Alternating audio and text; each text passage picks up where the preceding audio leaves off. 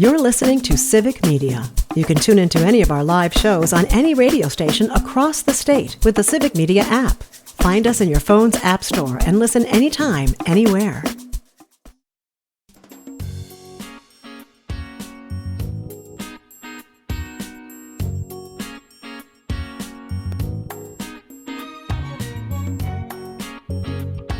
Live across Wisconsin on Civic Media, you're listening to Mornings with Pat Kreitlow, powered by Up North News.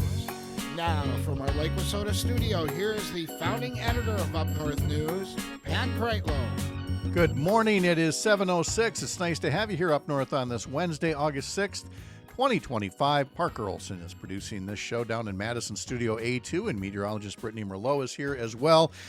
Brittany, we were talking about the musical Hamilton opening 10 years ago today. Have you seen it? Are you a Hamilton fan? I have not seen it. No, but I would love to. I would love to. You would love it. What I learned over the news break here is that Parker here, he was in high school when this musical was peaking, and makes a unique claim about his knowledge of Hamilton. And that claim, Parker, would be? I'm pretty sure I know just about every word to that entire show, I think. And so, since we don't have a guest for, another 28 minutes or so here, we're now going to turn the show over to Parker, and he's going to recite Hamilton, the clean, take out all the naughty words. There's only like two. Take it away, buddy. How does never mind. In the very first line, there's words we can't say. So I guess we'll just have to go to weather instead. How does it? See? Yeah, you got it. The first line. Yeah. Yep. We'll come back to it. Shoot. Oh. Yeah. We'll workshop this. In the meantime, we have been talking about the wildfire smoke, which, by the way, the advisories for at least parts of Wisconsin. This is the 23rd day, I believe, of advisories, exceeding the record from 2023. Not a record you really want to break, but we do appear to be on the tail end of it, Brittany. Oh, let's hope so. This morning, it yes. kind of went backwards this morning. Areas that aren't even in an air quality alert are seeing some of the highest levels throughout the state right now. Just south of Madison, you're in a red, unhealthy level at the moment. It's orange, unhealthy for sensitive, pretty much all throughout central Wisconsin, northern Wisconsin, and all of eastern Wisconsin. Still seeing that wildfire smoke, that fog, that thick haze out there. Hopes are that by this afternoon, it should clear the entire state. We've got winds starting to move out of the south. They're starting to get feisty, so they should gust around 15 to 20, hopefully miles per hour this afternoon, kicking out that air mass and bringing in a new one. But the new one comes with rain, more humidity and mugginess, and of course, hot temperatures as we push towards the weekend. So changing weather patterns completely here as the jet stream starts to lift north. We are looking at a low pressure just off to the west that is wrapping in a warm front to the western parts of the state right now. So that's where those south winds are coming from. And today we are going to hit the low to mid 80s. So getting a little bit warmer there. We will become mostly cloudy because we do have rain on the way. Light rain and drizzle is possible today, kind of working its way throughout the state. And then overnight, we got another round coming through with some more scattered showers, maybe some rumbles of thunder. No severe weather to worry about just yet. And of course, as we go into tomorrow, highs will be in the low to mid 80s. And we've got the mugginess seeping in at that point. It's going to get very hot and humid. Temperatures nearing 90 degrees on Friday and Saturday, and dew points in those 70s. So it's going to be feeling closer to those mid to upper 90s. And then the cold front hits. That'll be Saturday and into Sunday. That's where the severe weather chance moves in, and some heavy rain that could cause some flash flooding. Ooh, so much to watch over the next few days here. Yes. Good morning from Tigerton, writes Rob on YouTube. It's partly cloudy with light fog and 58 degrees, still very smoky. Yesterday, I got 4 yards mowed west of Tigerton and had no breakdowns, which is something we always like to see. I went to the Tigerton Library after work to get the latest information on Highway 29 plans to put into my Highway 29 scrapbook, and then had tacos sponsored by Tigerton Main Street Incorporated. Yesterday was his sister Debbie and her husband Kevin's 30th wedding anniversary. Some lawns to mow, and then a doctor's appointment in Shawano. And here's a traffic update from Tigerton. Beginning August 11th, there will be road work along 29 westbound between the Wolf River Bridge and the Highway 22 interchange It'll be down to 1 lane in each direction, and the Highway 22 interchange ramps will be closed until late October. Ooh, Take that's a note. while. I know. Jeez. We would do more of these, but given what construction season is like in Wisconsin, that would take the whole 3 hours. So we're just going to put them in from the Tigerton area. If you want to add your own to the comment section, that's fine as well. Hey, Brittany, thanks so much. We'll talk to you in our next hour. Sounds good. See ya. All right. Reminder that you can always sign up for our newsletter, upnorthnewswi.com, including our Sunday morning newsletter about Wisconsin politics. And we have a question of the week this week that asks, how should blue states respond to the red state gerrymandering going on in Texas? Coming up across the Civic Media Radio Network later today, well, of course, you've got Matt and Air on Air, which follows this program from 9 to 11. Political strategist Joe Zepecki will be joining Jane and Greg just after 9:30. And then in the 10 o'clock hour, Darren Von Ruden, president of the Wisconsin Farmers Union. Again, Darren Von Ruden, not to be confused with Derek Van Orden, the congressman, who is decidedly not working in line with things the way the Wisconsin Farmers Union is. The Todd Alba Show is on from 2 to 4 this afternoon, and I'll be making an appearance there in the 2 o'clock hour, and maybe Trygve Olsen from the Lincoln Project. I know that he is traveling, so he may or may not be checking in. He's so far away right now that we may actually have him on this show tomorrow morning, Trygve Olsen, because we can't get him to wake up at 7 a.m. in Wisconsin, but it'll be well past that where he is. So we might have a Trygve Olsen sighting, if not this afternoon, then tomorrow. And then Jim Santel is the guest host on the Maggie Dawn Show, starting at 4 o'clock this afternoon. Hey, Pete Schwaba's got a couple of guests this evening as well. At 6:30, he'll catch up with musician and photographer Chris Rogowski, and then Madison film critic Rob Thomas at 7:20. So much to see, so much to hear across the Civic Media Radio Network. You can see more over at their website, civicmedia.us. We've been talking more sports lately than we otherwise normally would. That's what happens when your team is on another winning streak. This one is 5 games after the Brewers beat up on Atlanta again last night, 7-2.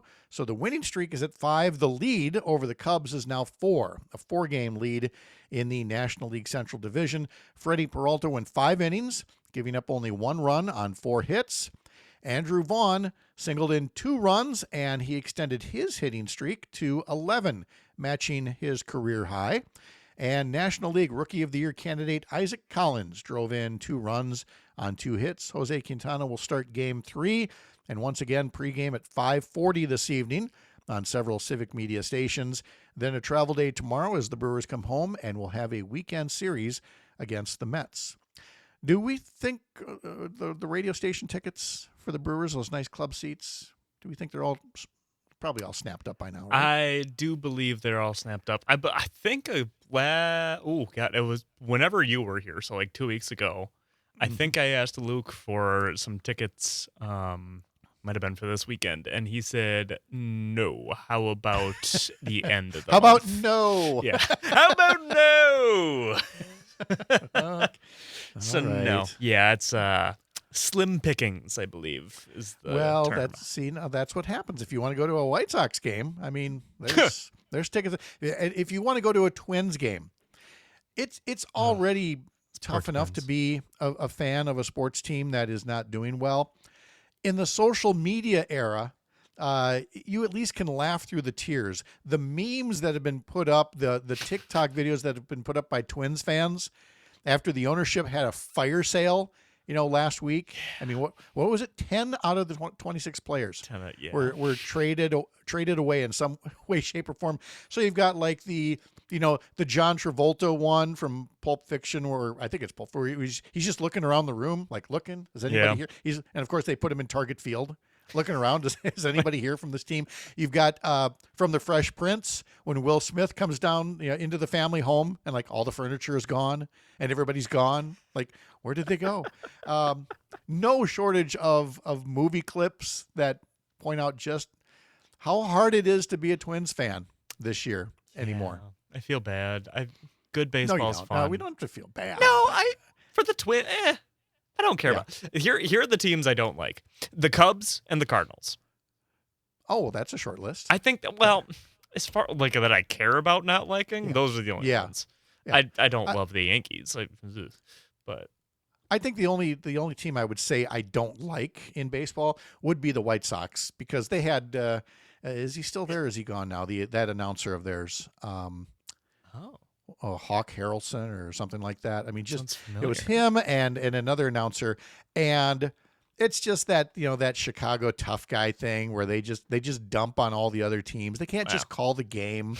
They always felt the need to punch down back when they thought they were all tough, and then of course the White Sox.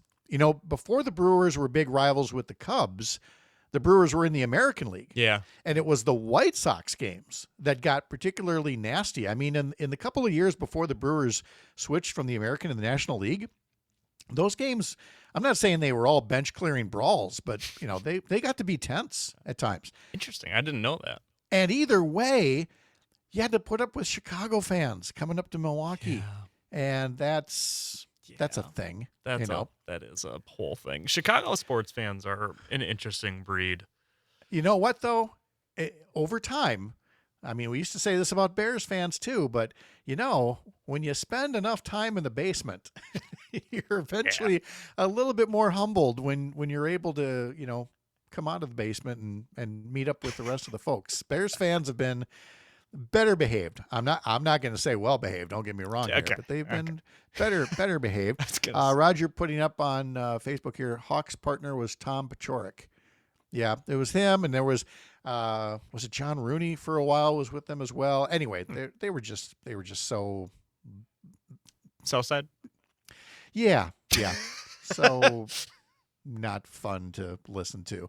So for the Brewers to be having the kind of year that they're having, especially this lead up on the Cubs, if it can maintain, it's just going to make things that much sweeter. Plenty of things to see over at couriernewsroom.com, Courier Newsroom being the parent company of Up North News. For example, there's Mark Jacob, who joins us on Friday mornings. He also has the Stop the Presses newsletter. You can also see it at stopthepresses.news. And this week in his newsletter, he says, will journalism become impossible in the U.S.? Trump's war on the free press is following the foreign dictator's playbook. And he outlines that. Let's see. We also have our friend Jennifer Schulze, who has a newsletter on Substack. You can find her newsletter Indistinct Chatter on Substack by searching for @NewsJennifer. She is talking about the Paramount merger with Skydance and its takeover of CBS. And in her newsletter this week, she says, a CBS investigative piece on the Epstein jail video broke important new ground. Under its new mega mandate, that story might never be allowed. And so you can look for that, again, from our friend Jennifer Schulze. And then back on Courier Newsroom on YouTube. Go to youtube.com and then put in Courier HQ and look for the series, How Is This Better? With Akilah Hughes. And again, this one is about the Trump media takeover and why Americans are increasingly split into the informed and the manipulated. So all that and more to find over at couriernewsroom.com. A local update is coming up next for some of you, and then when we come back, we'll have this week's Homeroom segment. We'll be talking to folks from Green Bay, from the school board, from the city council, about the ways that they created better taxpayer transparency when it came to the cost of voucher schools and how you can do that in your community as well.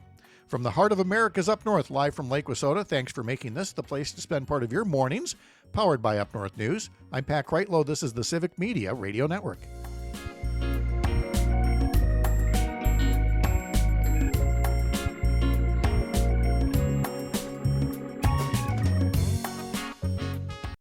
You're listening to Civic Media. Stay up to date on the latest news and information for your local community and Wisconsin by signing up for our free email newsletter. Visit civicmedia.us/email to get started.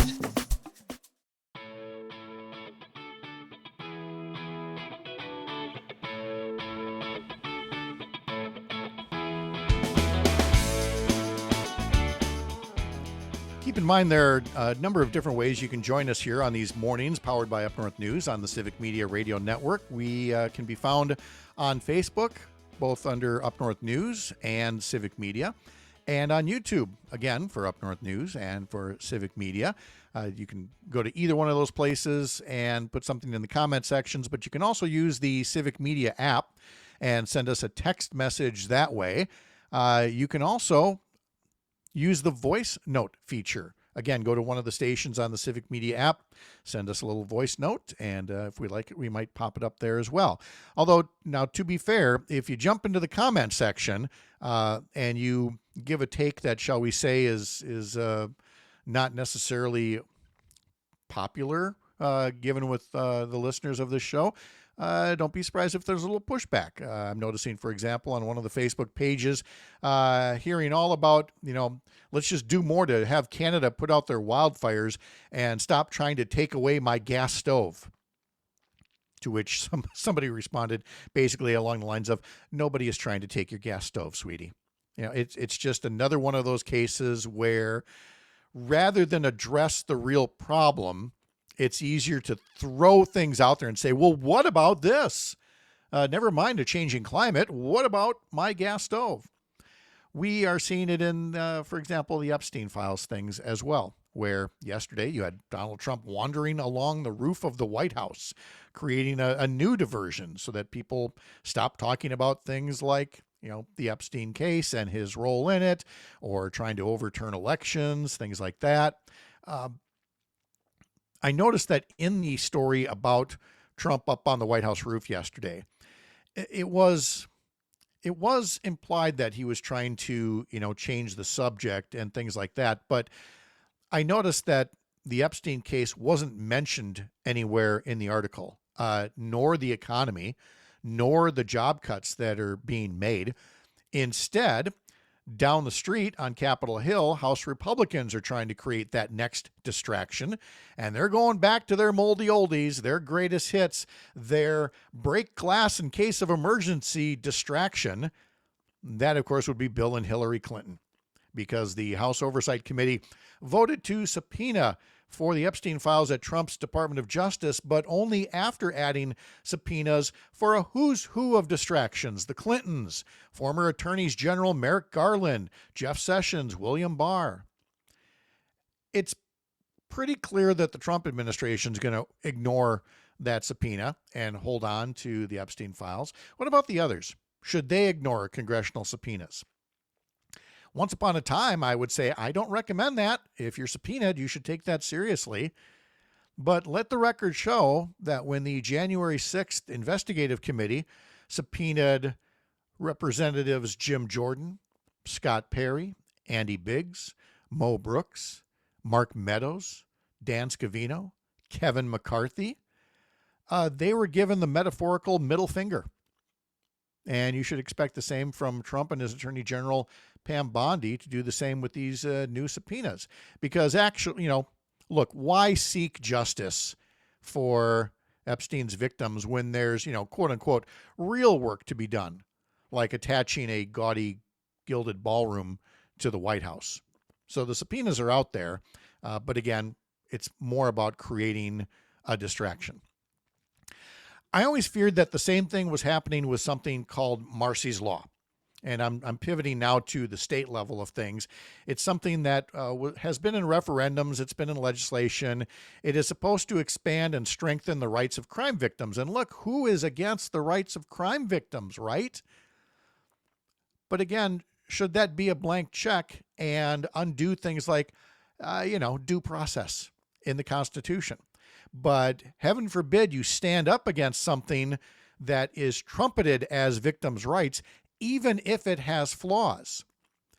Well, State Supreme Court Justice Rebecca Bradley, politician that she is, has certainly figured that one out, because in a new Milwaukee Journal Sentinel article by Dan Bice, Justice Rebecca Bradley blasts Judge Chris Taylor over her opposition to Marsy's Law. Last week, Bradley sharply criticized Taylor for opposing a constitutional amendment aimed at expanding and strengthening the rights of crime victims. Bradley noted that Chris Taylor had twice voted against the constitutional amendment and said, Chris Taylor's radical political agenda is out of touch with the people of Wisconsin. Taylor would tarnish the Wisconsin Supreme Court with politically driven decisions, and voters cannot trust her to exercise good judgment. Again, every assertion is usually a confession in cases like this. Taylor did vote against the measure in 2017 and 2018, and her campaign treasurer, Bice writes, was among those who took the measure to court even after 75% of the voters backed it in 2020. The Supreme Court ended up finding the amendment was properly enacted, even though, as a lower court judge noted, its language was confusing and insufficient. Well, what do we mean by confusing and insufficient? Well, this whole package of victims' rights laws called Marsy's Law has been criticized for undermining due process, for basically equating victims' rights to the rights of the accused. But the rights of the accused are important for this reason.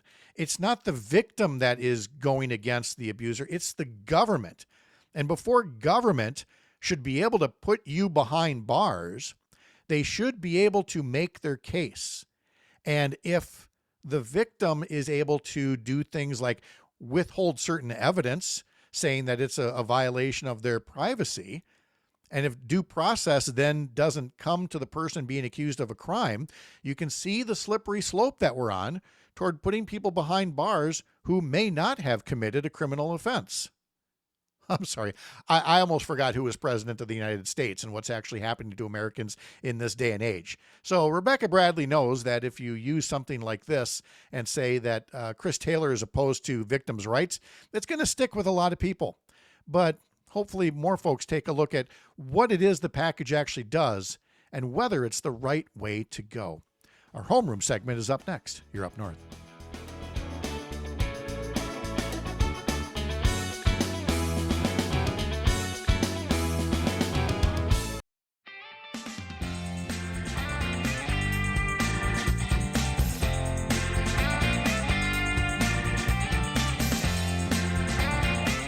Welcome to our weekly homeroom segment where we highlight public education in Wisconsin and the opportunities and especially the threats to it, including the lack of taxpayer transparency when it comes to things like the ongoing voucher school movement in Wisconsin. And today's topic takes me back several years to 2017 particularly, when I was helping my friend, then State Representative Dana Wachs, in his campaign for governor. And one of the things that he liked to talk about, that he thought not enough people were talking about, was that need for greater taxpayer transparency on property tax bills. That not enough was being done to let taxpayers know that when they see that line on their property tax bill that says, School District of Chippewa Falls, that not all that money is going to the School District of Chippewa Falls. In fact, a lot of money is skimmed off the top and put into the voucher program, but the taxpayer wouldn't know it. Dana Wachs wrote a bill that called for that chunk of money to be, put separately on the property tax bill. Republicans in the legislature year after year said no, that they weren't going to require that through state law. Some folks in Green Bay said, well, maybe we need to make that happen at the local level. And they recently did. And they're here to talk about how you could do that same thing in your hometown and have, again, greater taxpayer transparency. This isn't about whether voucher schools should exist. And this time around, it's not even whether they should get state funding, though I'd argue that they shouldn't. But at the very least, you should know how much of your tax dollars go to that when it's on your property tax bill. So we welcome back to the program our friend Denise Gomer Hutchinson from Wisconsin Public Education Network. We're also happy to be joined by Laura McCoy of the Green Bay School Board and Alyssa Proffitt, who's an alder on the Green Bay City Council. Nice to have all of you here. Thank you, Denise, Laura, Alyssa. Good to see you all. It's nice to be here. Denise, let us start with you. I know we've talked to you about this previously, but lead us up into what happened in Green Bay. In other words, before we even get to what they did, maybe you can say, you'll say it better than I can. Why is it important to have this kind of transparency on property tax bills? Well, it's critical for taxpayers to make well-informed decisions on if they support future referendums, but also just to know and understand where their tax dollars are going. Yeah. And so, again, the state legislature wasn't making this happen. Laura, do you want to pick up the story and talk about how things started to get rolling in Green Bay? Yes. In the fall of um, 2023, our school board passed a resolution asking the city council of the various municipalities that fall underneath the Green Bay School District umbrella to please include this information on their tax bill. We started with Green Bay, which is obviously the largest municipality. We passed the resolution. Our board passed it unanimously. It went before the city council the following January, and it got tabled. It didn't pass, and they didn't even take a vote. So what happened is that this is where Alyssa comes in. She was elected the following April and brought this back to the city council. The upmake of their city council had changed, and she really pushed hard for this. Alyssa, why don't you go ahead and take the baton from there to talk about how you got started in this process? Yeah, absolutely. Well, I'm thankful to know both Denise and Laura, who are great advocates for public education. I also value public education. I have a kindergartner and first grader starting up in about a month here at Green Bay Public School. This was a conversation that I hate to say was easy at the start, right? Because I've yet to talk to a voter who wants less transparency when it comes to where their tax dollars are going. They want more. And in this conversation, like, where do we put it? I believe there's a few pieces of mail that taxpayers will look at and take seriously, and that's likely their W-2 documents if they still receive those via mail, and it's their tax bill, it's their property tax bill. The entirety of the council sees calls go up when it's that time of year, right? So really what I did from there was bring back a communication really for just staff to investigate the feasibility. That's the first step, is really like, can we get our staff who are phenomenal at the city of Green Bay? They're willing to run with a lot of things that the council wants to look into, right? So that was the first step. We thankfully got that through committee level. Our legal and finance worked with the Wisconsin Department of Revenue, showed examples of where and what we were looking to do. They came back, and Wisconsin Department of Revenue was really our end all, or the final say when it comes to the feasibility piece. And they said, yes, we can do that. And the imaging that was shown was then sent back to council to discuss further. Was an interesting night at council in terms of who spoke in favor and who spoke against. So I can maybe let Laura or Denise speak to that a little further, but thankfully it did pass. Unfortunately, when a lot of things pass easy in this cycle for us, this one was not. It was a 6-6, and it was broken by the mayor. But it was a pass, so we'll take that. Well, without a doubt. So once you looked at the feasibility, I'm wondering if part of it too was then the cost. It's one thing to say you want the transparency, but A, you have to go get the numbers, and then B, you have to change the way that you do your property tax bills to put it out there. Was cost any kind of a consideration in this as well, Alyssa? That was certainly a question from a number of alders as well. And our finance department is the one who creates and does the work there. And then the county is the one who prints the bill. So from a city perspective, our staff said to them, this would be $0 cost. I mean, they said it's work that we're already doing. It's something that if that's what the body wants. It was kind of funny, the discussion, folks were like, well, what else can we add to it? And they're like, yeah, what else do you want to add? I mean, it's printed for the city of Green Bay. So cost certainly was a factor, but staff was confident in saying that it wouldn't be at any additional cost for us. Yeah, it's funny that you say that. It is sometimes politically convenient when you want costs itemized. I recall being in the legislature and hearing Republicans say, well, there should be a Google.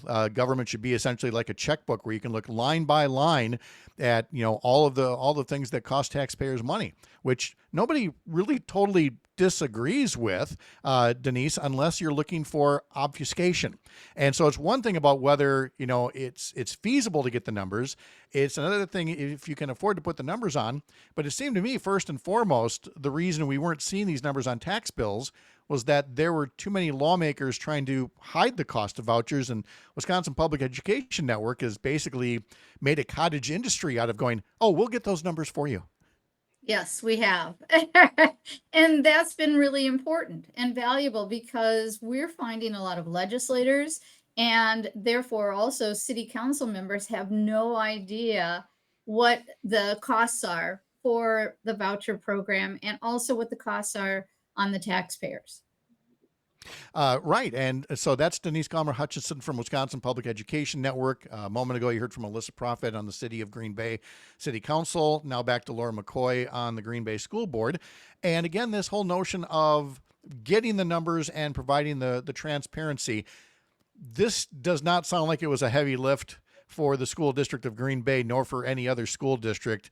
The transparency is something you would naturally want the taxpayer to have, it seems to me. Yes, and I think that the indicator of the importance, the political importance of this statewide is who showed up at our city council that night to argue against voucher transparency. I think you might be interested to know that John Gard showed up and Kate Zeiske showed up to argue against this measure. And remind people who they are. John Gard used to be in the state legislature, and Right. his wife, Kate Zeiske, used to be the secretary of Revenue, I treasurer. believe, or Yeah. and state treasurer. Yeah. yeah. So I mean, they've had leadership positions that were part of a legislature that was not looking to make these costs transparent, and as you just said, they're still arguing against that to this point. Let's carry it then to the next step, and that is other communities around Wisconsin if they want to do this. And I don't know if the order in which you did it was the way that everybody should do it. Denise, do you want to go with this first? That if somebody just wants to start this from scratch in their particular school district, what are your recommended first steps? And then I'll ask Laura and Alyssa the same question. Well, you'd want to contact Wisconsin Public Education Network. You can contact one of the regional, you can go to our website, find out information how to get a hold of us, and we'll gladly have a conversation with you and get you all the background details. In fact, we have a toolkit that we're going to make available to communities that want to take this on. And yes, the first step is the school board. Writing that resolution and asking the city to do this, or the municipality or the township, because that's where it really has to start, is they have the information and they can move forward with it. Yep. So, and that would be at wisconsinnetwork.org, a Correct. great website to learn more about taxpayer transparency. And so, yeah, let's, Laura, from a school board standpoint, again, if somebody is looking to get this going, what are your recommendations for first steps they should take? Well, yes, as Denise said, it starts with that resolution. And since we were able to do this in Green Bay, people have been reaching out to me across the state. In fact, after I'm done here this morning, I'll be calling someone on the eastern part of the state who is very interested in trying this in their community. This issue is heating up. And I was in Milwaukee over the weekend to see Beto O'Rourke at a city hall kind of situation, and got up to speak and tell people about this, what's going on. And I got to tell you that the room, when I told them that next year there might be as much as $800 million taken out of public education for the voucher program, I mean, people are paying attention to this right now. So, if this is important to you, if this is something you want to try to do, start with your school board. But you're also going to need your city officials. You're going to need the support of your community to some degree, as well as potentially your superintendent, maybe some statewide elected officials. In Green Bay, it took a team of people to take it through all the stages, and in the end, that's what it took.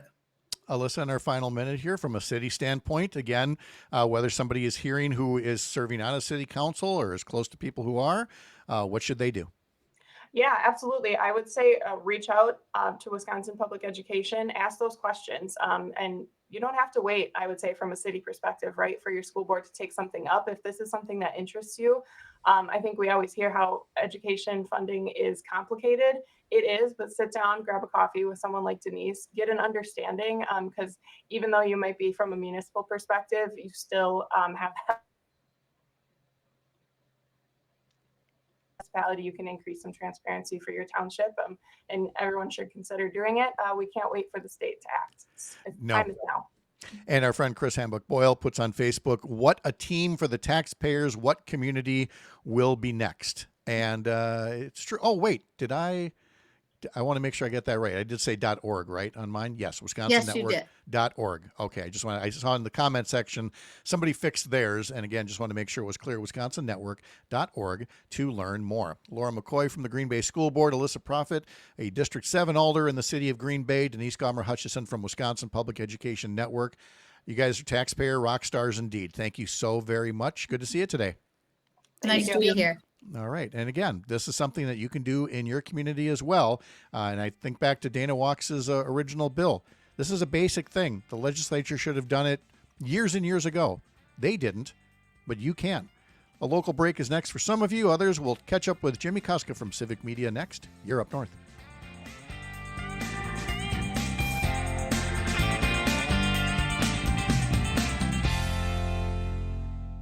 You're listening to Civic Media. Find the latest news, information, and archives of all your favorite shows on the Civic Media website, civicmedia.us.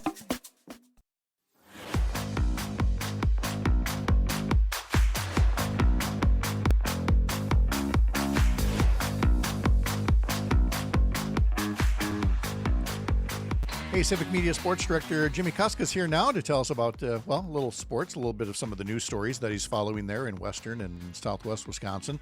If he's not snoring, let's check in and see if he's still napping over here. Jimmie, you up, buddy? You up? I am wide awake, man. Okay. It is day 2 of high school football season, so we're ready to go. Let's do it. Yeah. So what were you doing at 2:30 this morning? Adjusting some depth charts, making sure that our players had paperwork in, and sending off about 80 emails about our practice plan today. It's that rest time of year. for the weary. All right. How long were you on the field yesterday? I started my day with football at about 12:30 because we had to issue equipment. Wrapped up around 9 o'clock after a coach's meeting. So, about 8.5 hours, nothing like a volunteer coach doing a 9 to 5. I was gonna say, that's a nice side hustle you got there for very little pay. So, how are the kids? Is it like, why are we here so early? We can wait another week, or were they wanted summer vacation to last? Are they fired up to be there? A little of both? To be honest, when I tell them that our scrimmage is a week from Friday and our first game is 2 weeks from Friday, their eyes get a little bit wide. I'm like, yeah, we only have 8 practices till we're going out and hitting somebody else, for a change in the scrimmage, and then you only have 12 practices before your first game in Wisconsin. So it's right there. And that's only if you practice weekdays. There's teams that practice like on Saturdays, but I'm like, man, I need the weekends. So oh yeah.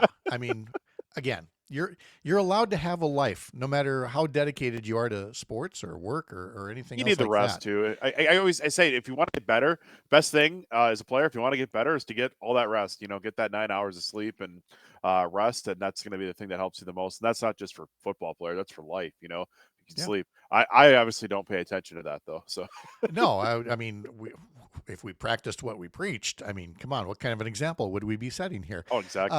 Let's get an update on stories you're following, including the mystery of the not so babbling bubblers. They've been turned off because they weren't ADA compliant. Mysteriously, like 30 years after the law was first passed, but there's talk about putting new drinking fountains in Green Bay, in La Crosse, I should say. What's the latest on that? Yeah, so last night was the first committee meeting. They forwarded a recommendation to add drinking fountains around La Crosse that are ADA compliant. So that was the measure that passed. The measure that failed was a resolution to protect the historic bubblers. That would be to delay removing them. But that measure failed because, as the city noted last night, there's no plan to remove them. They just have them shut off because they're not ADA compliant. So the measure to add drinking fountains around the Crosse did pass because, as I said, they want to have them available for people, especially with the heat waves, with people that are just out and about. This was the first year they'd actually shut off the bubblers. So the free public drinking water option wasn't there this year in La Crosse. And, well, pretty notably, it's been kind of hot this summer. So they did forward that recommendation. The full city council votes on this a week from tomorrow. Are they talking like a 1-for-1 replacement, like at each location where there's this old style one, they're going to put a new one? They're looking at kind of several options, I guess, like just how many they would do and locations. They haven't really hammered that out, but they do want to add some around the city. So okay. It just seems, and I'm not trying to be too cynical here about it. It just seems a kind of a backdoor way of just completely reconfiguring, the drinking fountain system and saying, well, we don't want some there anymore, but we will put some over here. And hey, if that's what you want, just say so. Just this whole notion of turning them off because you suddenly learned 30 years later that they're not ADA compliant is just, again, still kind of a head scratcher for me. It is a little weird. And I think when you consider La Crosse has had a lot of ordinances and issues dealing with people who are unhoused and how they've managed that by banning camping in public places, by now adding security to parks and public parking ramps and things like that. Like I feel like, there's the advocates for people that are dealing with that. I think they're paying very close attention to this too, because where are these resources going to be for people? Are they going to keep them away from the areas where they consider them trouble areas? Are they, what are they going to do? And I think that there's a lot of attention to be paid for it because, as always, policy affects people, and that's something they have to deal with there.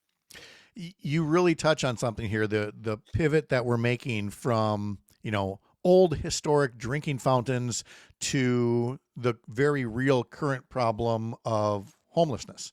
And I was reminded of it, being in Madison a couple of weeks back to get all these civic media folks together, that there's an area, near the state capitol where a lot of folks who are unhoused will gather. There's certainly a lot of communities have that. Downtown Eau Claire has a place where they gather. And I'm just reminded that this continues to be a challenge almost unlike any other in every community. And I'm not going to pretend to have all the answers. I'm happy to work in this smaller community, Chippewa Falls, with a group called Hope Village that is using the tiny houses approach. And there's all of these tiny houses that people can go to instead of getting hotel vouchers or motel vouchers, which can get to be really expensive. I'm not going to pretend that that's a one-size-fits-all solution. Only to just, again, recognize what you're saying, Jimmie, is that, while La Crosse has a lot of issues to talk about, homelessness is the one that a better solution seems to elude all of us, that we all seem to be looking for the best way to go about this that shows some compassion, but also doesn't break the bank. Yeah, there's a lot of parts to it, too, because it's not just one issue. I mean, this is an issue with, the lack of affordable housing. It's an issue with, resources to allocate to it. I mean, they talk about, how much they have to spend to clean up things like the marsh area after encampments and things like that. Yeah. Like, how do you deal with those things? And it's really complicated, and it affects so many different areas of public policy. There's not really a one-size-fits-all approach to it. And you and I could talk about this for a whole show. Oh, my goodness, we've covered so much enough that goes into local government, without a doubt. I mean, there's a criminal part of it for some folks who are that desperate. There is a drug addiction part of it. There's a mental health part of it. And then there's the folks who just fall on tough times and don't have any support staff. And all of those things need to be addressed by, local government members who, by and large, also are essentially just volunteering, trying to serve their community, doing the best they can. Jimmie Kaska, thank you so much for the update as always. Hope you have a great day. Get some rest. Will do. All right. We will be talking to Earl Ingram and much more coming up, including our climate check on this Wednesday morning, powered by Up North News. I'm Pat Kreitlow. This is the Civic Media Radio Network.